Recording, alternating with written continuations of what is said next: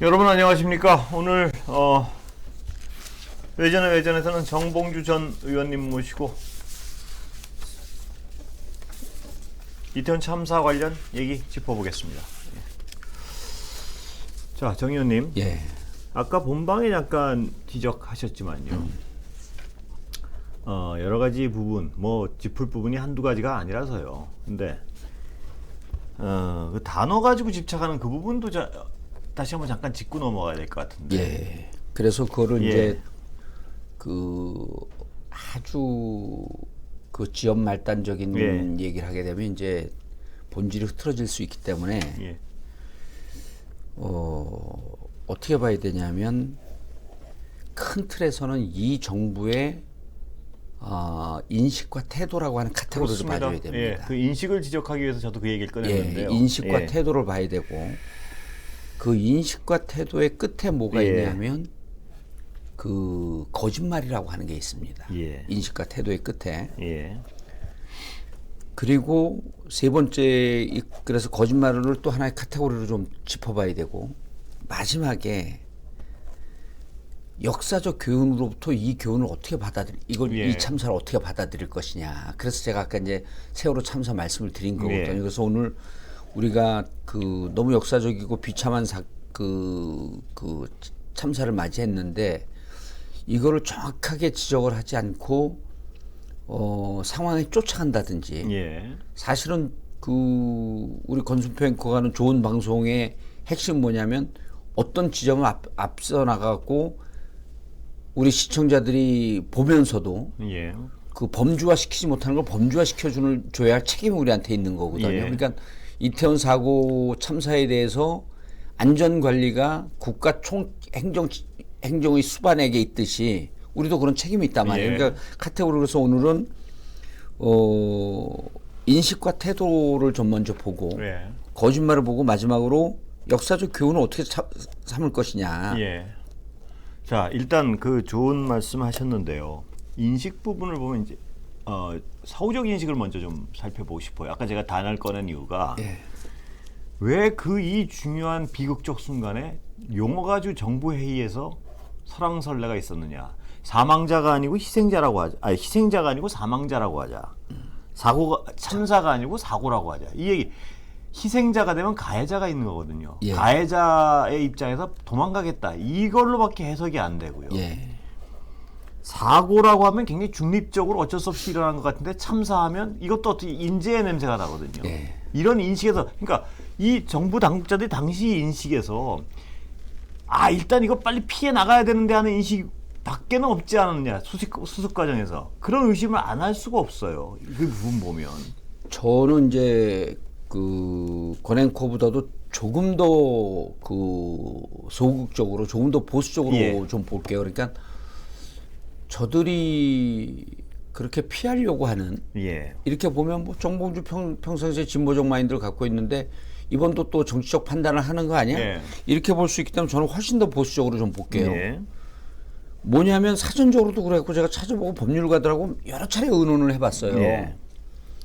자, 한두 개 사건이 대형으로 모이면 참사가 되는 거다. 그러니까 참사 자체도 중립적 개념일 수 있다. 그렇게 얘기들을 해요.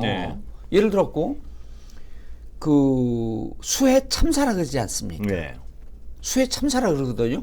수해 사고 예를 들었고 길 가던 분이 장마철에 한두 명이 발이 미끄러져갖고 강물에 빠져갖고 익사 사고를 당했다면 익사 참사라고 안 그러지 않습니까?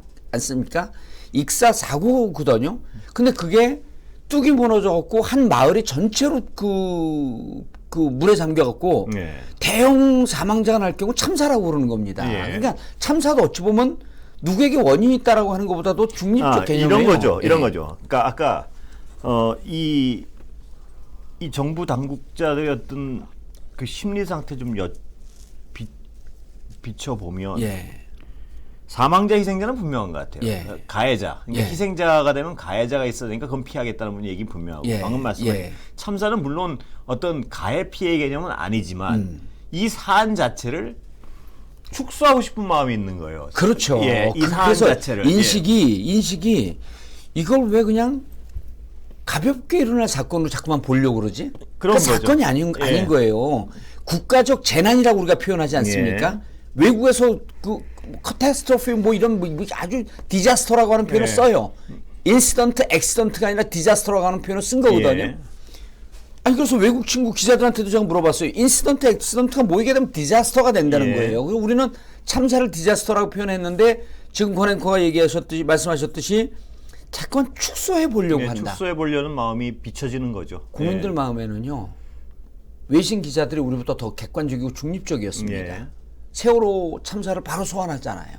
우리가 그게 뒤늦게 나왔거든요. 그다음 두 번째, 이거를 희생자라고 하면 가해자가 있다? 이 검찰 공화국의 한 단면을 보여주는 겁니다. 법률적 책임을 자꾸만 국민들이 묻는 줄 알아요. 이미 그런 생각을 하고 있다는 의심을 할 수밖에 없는 거예요. 법률적으로 어떻게 피해나가지? 그렇죠. 우리가 국민들이 지금 법률적 책임자를 묻는 게 아니거든요. 정치적 책임자, 행정적 책임자를 묻는 거예요. 그리고 이렇게 대형 참사가 났는데 어떻게 그 원인이 없을 수가 있죠? 책임자가 어떻게 없을 수가 있죠? 이걸 피해 나간다고 피할 수가 있겠습니까? 그래서 저는 이들의 인식을 보게 되면 첫 번째 축소하려고 한다. 자꾸만 본인들의 책임을 피하려고 한다. 라고 하는 것을 벗어날 수가 없기 때문에, 그리고 태도가 어제 스스로 외신 기자회견을 자초한 한덕수 국무총리 보세요. 거기서도요 인시던트라고 하는 표현을 썼어요. 디자스터라는 표현을 안 썼습니다. 그리고 그 와중에 외신 기자를 조롱하듯이 농담을 던지잖아요. 이 안 들리는 오디오가 안 들리는 사고의 처음과 끝에 책임이 누구에게 있죠? 제가 직접 들어봤습니다. 전 미친 사람 아닌가 싶더라니까요. 그럼 이 한덕수 총리가 개인적인 성향이 그럴까요? 그 1인 지하 만인 만인지상 1인 지하 만인 그 대통령 밑에 최고 책임자 아닙니까? 그리고 이 최고 책임자가 아침 저녁으로 지금 회의를 하고 있을 거예요. 이들이 회의에서 모여서 무슨 얘기를 하고 있는지 뻔히 짐작되는 태도가 어제 한덕수 총리의 입장에서 나온 거예요. 그리고 아까 우리가 리본 달았는데 이 공무원들이 자기들이 그 본인들 신분을 인증하고 들어간 게시판에서 단체 톡방에서 게시판에다가 쓴 글입니다. 근조 글씨가 보이지 말라 그래서 뒤집어 다누라고 정신들이 하나도 없다. 그건 왜 그런 거예요, 도대체? 제가 어느 기자한테 물어봐도 모르겠어요. 아무도 몰라요. 왜 그걸 검은색으로만 무슨 의도죠, 그건? 저는 모르겠어요. 이해할 수 없는 일들이 많으니까요. 그리고 아까 제가 그 본방에서도 여러 번 말씀드렸었는데 보세요. 18시 40분부터 11건의 지금 그거 말고도 있다는 보도도 있던데 일단 정부 측에서 밝힌 것만 11건의 압사가 위험 신고가 들어왔단 말입니다. 그중에 압사란 단어가 들어간 것도 꽤 있고요. 6번인가 했다는 거예요. 자, 그러면 거꾸로 생각하면요. 이 정도 신고가 이렇게 일관되게 들어왔는데 안 움직이는 게 불가능할 것 같아요. 제가 보면. 근데 이게 도대체 왜 안 움직였느냐. 현장에서 손을 놓은 겁니다. 두 가지 중에 하나, 현장에 손을 놓은 게 있고 물론 그 앞에 파출소나 이런 분들은 정신이 없었겠죠. 인력이 없어서. 아주 뭐 그걸 엄두도 못 낼 만큼 바빴을 수도 있을 거예요. 근데 전화 받은 건 중앙통제센터거든요. 그러니까 그 부분이 아까 저는 정 의원님 지적하신 게 굉장히 어떤 근사치라고 추정하는 이유가 위에서 예를 들어서 오늘 안전사고 발생할 가능성이 굉장히 많으니까 사람 많이 몰려들 것이고 민감하고 기민하게 대응해야 된다, 당신들. 이런 한마디를 행자부 장관이나 안 했다는 거예요. 했으면 이런 식의 반응은 아니었을 거예요, 적어도. 그리고 이건 그 시뮬레이션 해이되고요, 도상연습 해이되고요. 헬기 띄울 자신이 없었으면요, 그건 미리 허가 받아갖고 드론 띄워갖고 상황 파악할 수 있었거든요. 경찰청에 드론 많습니다. 그러니까 그런 식의 어떤 사전적 정신 상태가 전혀 안 돼 있었던 거예요. 그건 왜 그러냐면 지도부가 전혀 딴 데 생각이 가 있으니까. 맞습니다. 그래서 우리가 그거밖에는 추정이 안 돼요. 우리가 대한민국 남자분들이 이 방송을 지금 많이 볼 터인데 남자라고 한정한 이유가 우리가 흔한 말로 이런 얘기하지 않습니까? 군기 빠졌네 그러잖아요. 현장에서요, 이 전화 받고 이렇게 기민하게 대응하자는 거 군기 빠진 거거든요. 군기 빠진 원인이 어디에 있을까요? 윗대가리에서부터 군기가 안 들어가 있었기 때문에 그렇습니다. 네. 우리가 여기서 말하는 군기라고 하는 것은 부정적 개념이 아니라 안전사고에 대한 총체적인 대응과 감각과 판단이 있었으면 현장에서 그렇게 했었겠냐는 거예요. 그렇습니다. 그러니까 2019년 상황을 제가 봤어요. 그때 이게 동영상 다 있습니다. 인도하고 차도를 분리해서 차도를 못 내려오게 하고 있었는데 인도 곳곳에 경찰이 야광등을 들고 호라기를 들고 계속 불면서 해산을 시킵니다. 예. 이번에 왜 그렇게 안 했죠? 예. 지금 말씀하다시피 저는 경찰 독재공화국의 민낯이라고 보는 거예요, 이거를. 예. 경찰이 국민들의 안전이나 이런 문제에 대한 관심보다도 이런 사고에 대한 문제보다도 어떻게 우리한테 무슨 그날 진보 진영에서 집회 있었거든요. 예. 관심이 그쪽으로만 가 있었다고 보는 거예요, 저는. 그리고 말입니다, 정 의원님. 저는 아까 그 외신은 세월호랑 비교를 했다 그러는데 예. 저는 이런 생각 좀 들어요. 뭐냐 하면 세월호의 경우에 그 세월호 참사의 경우에는요. 어떤 선박회사 하나의 부정 예. 그게 정부 망의 레이더에 안 걸릴 수도 있는 사안도 있어요. 있는 부분도. 예. 그런데 그 세월호가 참사가 됐던 이유는 그 구조 과정에서의 어떤 행정적 마비. 그걸 묻는 거예요. 그걸 묻는 거죠. 예. 그런데 이번은 더 안 좋을 수가 있다는 생각도 드는 것이 왜 그러냐 하면 이건 일반 행정의 마비예요. 뭐냐면 길거리 가든 놀러 나간 아이들이 길거리에서 죽은 거 아니에요. 어떤 특정한 배를 타고 그래서 그 구조 과정의 행정적 마비로 아이들이 죽은 그것도 그 참사는 구조 과정의 참사지만 이건 발생 과정의 참사란 말입니다. 예. 이게 더 심각할 수 있다는, 물론 어느 것이 더 경중을 따져서 심각할 수는 없지만 이거는 일상적 행정의 마비란 말입니다. 예. 그 마비로 단순히 섬을 건너는 것도 아니고 길거리를 걸어서 놀러를 갔다는 아이들이 100여 명이 죽은 거란 말입니다. 저는 이 비극이 절대 어떤 세월호보다 작지 않다고 생각하거든요. 그래서 저는 이제 그 인식과 태도의 끝판왕이 뭐냐면 그 행정부 최고 책임자들의 거짓말이거든요. 예. 윤석열 대통령도 그렇게 얘기했고 이상민 장관도 얘기했었는데 이게 신고되지 않은 집회, 주최자가 없는 집회는 경찰 병력을 파견할 수 있는 근거가 없다. 경찰 병력 어찌할 수 있는 그건 정말 근거도 말도 안 없고. 되는 해명으로 드러났어요. 그리고 해명으로 들어왔는데 처음에 그거로 했던 거 이 사람들이 이 사건을 이 참사를 바라보고 있는 인식이 그대로 드러난 거예요. 이거 우리 책임 없고 야 우리가 조치 취하지 않고 그러니까 시참말로 너네들이 현장에서 그렇게 대고 모였고 그렇게 된 거 아니야? 예. 그런데 제가 법률을 찾아봤어요. 법률가하고 함께. 자, 일단 헌법에서는 국민의 안전을 책임질 수 있는 게 34조 6항에 있습니다. 예. 헌법 정신의 방기예요. 헌법 정신의 위반이거든요. 국민의 책임과 생명과 책임의 안전을 지켜야 될 대통령이 책임 방기한 거죠. 예. 자, 그다음에 경찰관 직무집행법이라고 해서 경직법이라고 하는 게 있는데 그렇습니다. 예. 극도의 혼잡 경비라고 하는 표현이 언론에 지금 나오지 않습니까? 혼잡 경비란 표현이 있어요. 예. 이 혼잡 경비에는 혼잡한 상황을 막고 정리하고 통제할 수 있는 권한이 다 있습니다. 예. 주체자가 없으니까 어떻게 할 수 없다? 또 뭐가 있냐면요.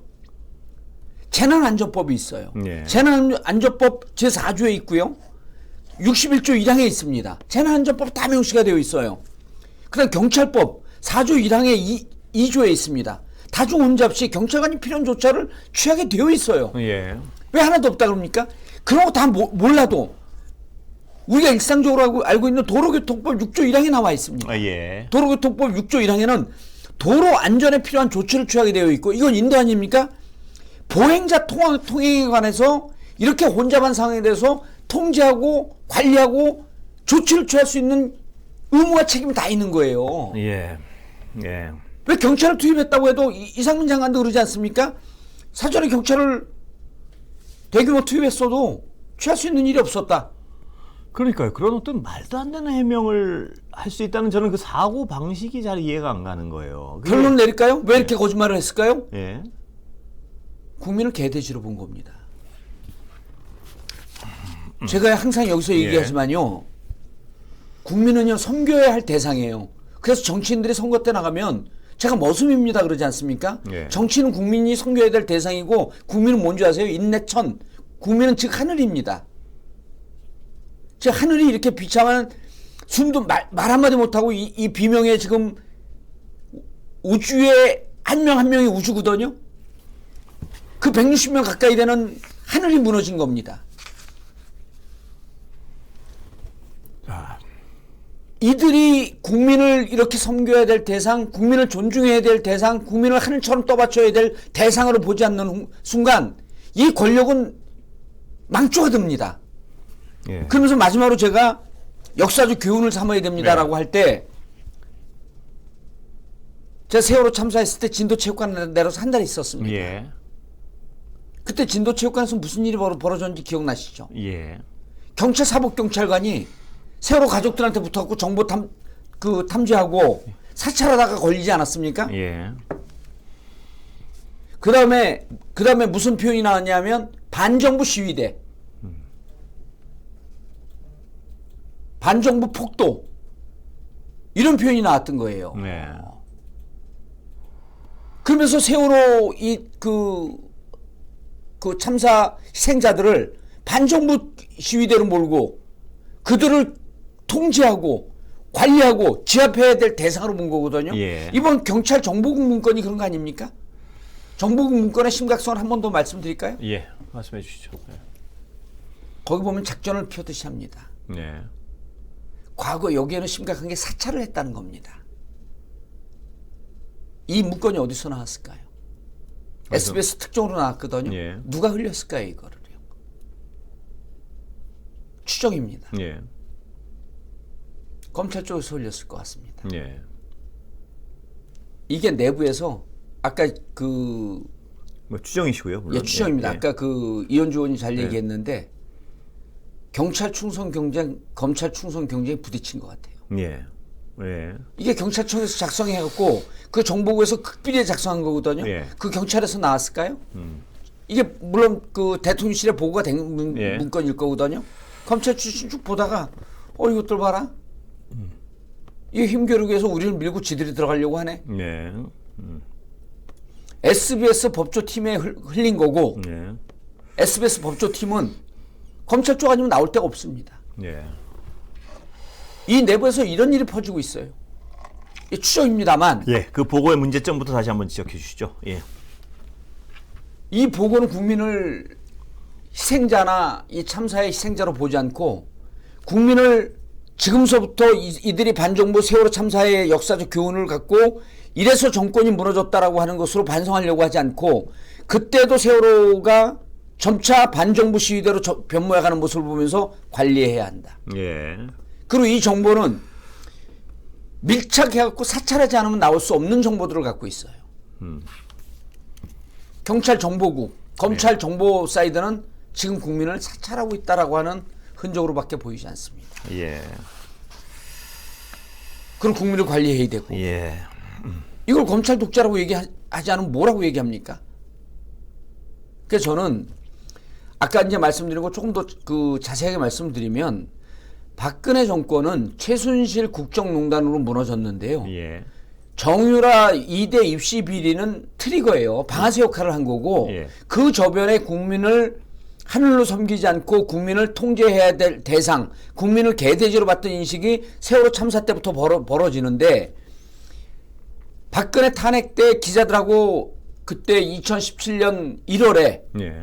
연초에 기자 간담회를 하면서 기자들 만찬을 합니다. 예. 그때 기자들한테 그 몇 년 전인가 그 뭐 세월호 그 아이들 죽은 그 사건이라고 하면서 세월호 참사 연도도 기억을 못해요. 예. 그거 보고 우리가 경악을 했거든요. 예. 1980년 광주항쟁을 어떻게 기억을 못합니까, 연도를? 예. 87년 그 시민항쟁을 6.25항쟁을 어떻게 연도를 기억 못합니까? 1950년 6.25 이 동란 남침 사건 어떻게 연도를 기억 못합니까? 마찬가지로 2014년 세월호 참사를 어떻게 연도를 기억을 못하죠? 예. 연도를 기억 못하는 대통령을 우리가 모시고 살았던 거예요. 예. 그런 인식이 박근혜 정부의 몰락의 서막이었습니다. 제가 또 경고합니다. 예. 이 정부의 몰락의 서막이 될 수 있습니다. 인식이나 태도를 바꾸지 않고 이 사고라고 표명하고 사망자라고 표명하는 이 인식을 바꾸지 않는 한 이 정부는 아까 권행코도 말씀하셨듯이 세월호 참사 이상으로 심각한 상황을 그러니까 맞이할 거로 뭐 봅니다. 예, 정치적인 부딪힘은 하여튼 뭐 여야가 알아서 하시는데 저는 이런 거예요. 그러니까 이 참사의 성격이 아까도 말씀드렸죠. 제가 가장 가슴 아픈 건 그 세월호 때 아이들을 구하는 과정에서 예. 정말 정부가 무능했지 손을 놓고 있지 않았습니까? 청와대 보고하는데 정신이 없었고. 그러니까요. 그것 예. 때문에 국민들이 정말 분노한 것인데 이번 이 참사는 발생하는 과정이 너무나 정부가 무능했던 거예요. 예. 보면 그 이태원 아니 앞에 있던 행정적 난맥상과 그걸 다 차치하더라도 예. 6시 40분 이후에 한두 명만 가서 거기 사람들이 직접 얘기해 준 거예요. 일방통행 시켜야 될 것 같은데요. 예. 출입 통제해야 될 것 같은데요. 그것도 시민들이 판단까지 다 해준 신고들이 있단 말이에요. 그러면 그 가서 그런 비슷한 행위라도 한두 명만 했었어도 상당 부분 목숨을 살릴 수 있었다는 결론이 나오거든요. 그러면은 왜 일선 경찰 탓만 해서는 아까도 정 의원님 지적해 주셨듯이 그것이 일선 파출소에서 그 정신없는 사람들 탓만 해서는 안 될 것이 왜 그들은 그렇게 움직일 수밖에 없었나. 거기에 대한 분명한 원인 규명이 있어야 될 거예요. 그 구체적인 신고에도 불구하고. 그때 6시 30분 40분 경에 그리고 또 계속 이어서 그 빗발치듯이 들어왔을 거 그랬다는 아닙니까? 거 아닙니까? 예. 그 79건이라고 한다면 진짜 뭐 그거를 3시간 단위로 나누게 되면 1시간에 한 20몇 건이 들어온 거 아니에요? 예. 그때 예를 들어갖고 제가 그 헬기를 고도를 낮춰갖고 헬기에서 방송하면 사고 납니다. 예. 그리고 경찰병력 투입하고 호루라기 불면서 한쪽 차단하고 이걸 그렇게 못했을까요? 드론 띄우면서 들어서 사고 그 안내 방송하고 정말 뭐 이미 6시 몇 분에 사람이 죽어가고 있다라고 하는 얘기를 해요. 이 만약이라는 단어를 이렇게 좀 정말 만약이라는 단어가 이렇게 안타까운 거는 참 이 고통스러운 게 다시 되돌이킬 수 없기 때문에 고통스러운 거 아닙니까? 그렇습니다. 예. 향후 수습방안 정리하시죠. 오늘 요새는 방송이 참 힘들어요. 힘드시겠어요. 예. 제가 봐도 힘드시겠고. 방송이 참 그 어느 때보다 좀 힘든 것 같습니다. 저는 그 수습 방안을 예. 수습 방안이라고 말씀드리기도 좀 민망한데 있는 대로 다 공개해야 됩니다. 그리고 진심으로 원점으로 다시 돌아가서 모든 것에 무한 책임을 지겠다는 것을 말로만 하지 말고 실질적으로 무한 책임을 지고 예. 그 한동훈 장관 뭐 지금 정부에서 2인자 황태자 노릇하고 있지 않습니까? 예. 직을 걸겠다고 상임위에서 그렇게 뻥뻥 큰 소리 치지 말고 이럴 때 직을 걸고 모든 거 다 공개해야 되지 않습니까? 예. 자식 부모들이 그럴 거예요. 어떻게 애가 왜 어떻게 죽었는지 좀 한마디 얘기 좀 해달라고. 이렇게 울부짖는 가족들을 어떻게 달랠 겁니까? 오늘 여기까지 예, 하시죠. 그만하시죠. 예. 여러분 감사합니다.